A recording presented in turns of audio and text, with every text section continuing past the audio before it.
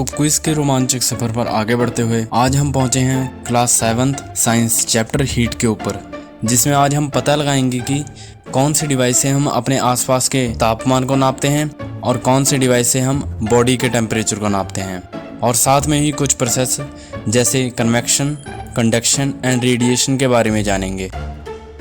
So now first question, which of the following is a good conductor of heat? Iron, steel, aluminium, all of these.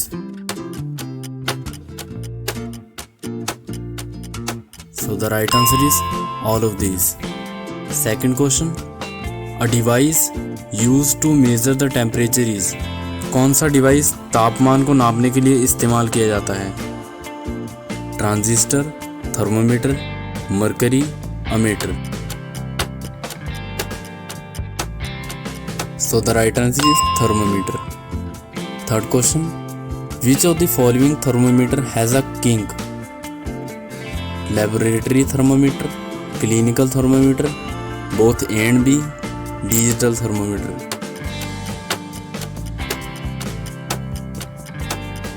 So the right answer is clinical thermometer.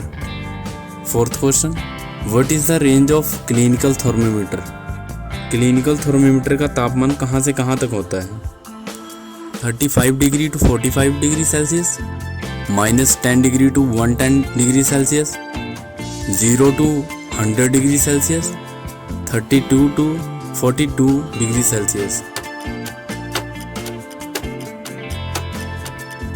So the right answer is 35 degree to 42 degree Celsius.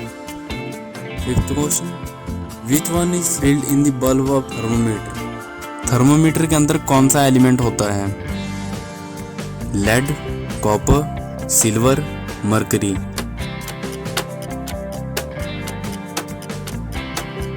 So the right answer is mercury. So here now sixth question, what is the range of temperature reading of a laboratory thermometer? Laboratory thermometer का तापमान कहाँ से कहाँ तक होता है?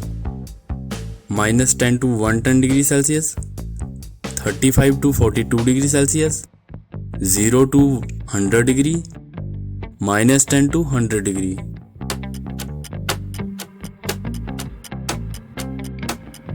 So right answer is -10 to 110 degree Celsius.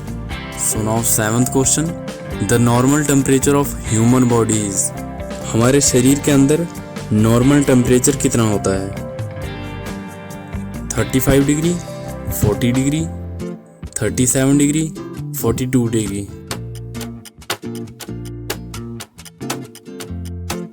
So the right answer is 37 degree Celsius. So here is a bonus question. Boiling and melting point of water is dash and dash respectively. कितने तापमान होने पर पानी उबलना start होता है और कितने पर बर्फ पिघलनी स्टार्ट होती है? तो इसका आंसर आप लोग कमेंट सेक्शन में बताना। बढ़ते हैं अगले क्वेश्चन की ओर। The air from the sea is called. समुद्र से आने वाली हवा को क्या कहते हैं? Sea breeze, land breeze, wind, none of these.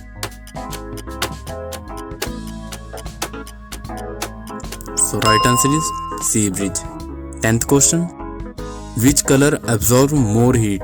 कौन सा कलर गर्मी को ज्यादा सोखता है? Red, white, blue, black. Right answer is black. So now 11th question, what is the SI unit of temperature? Kelvin, Celsius, Fahrenheit, none of these. So the right answer is Kelvin. 12th question, the transfer of heat from hotter body to colder body is called. जब तापमान गर्म शरीर से ठंडे शरीर में जाता है तो उसे क्या कहते हैं? Conduction, induction, convection, radiation. So the right answer is conduction. 13th question, land breeze blows from. Land breeze में हवाएं किस तरह बहती हैं? Lower surface to upper surface, sea to land, upper surface to lower surface, land to sea. So the right answer is land to sea.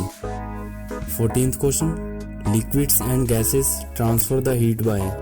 Liquid और gases heat को किस process के द्वारा ट्रांसफर करती हैं? Radiation, conduction, convection, all of these.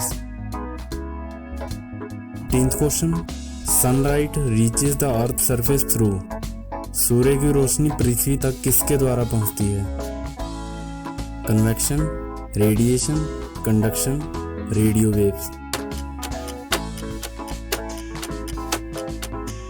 So the right answer is radiation. तो आज का आखिरी सवाल है, dash prevents mercury level from falling on its own.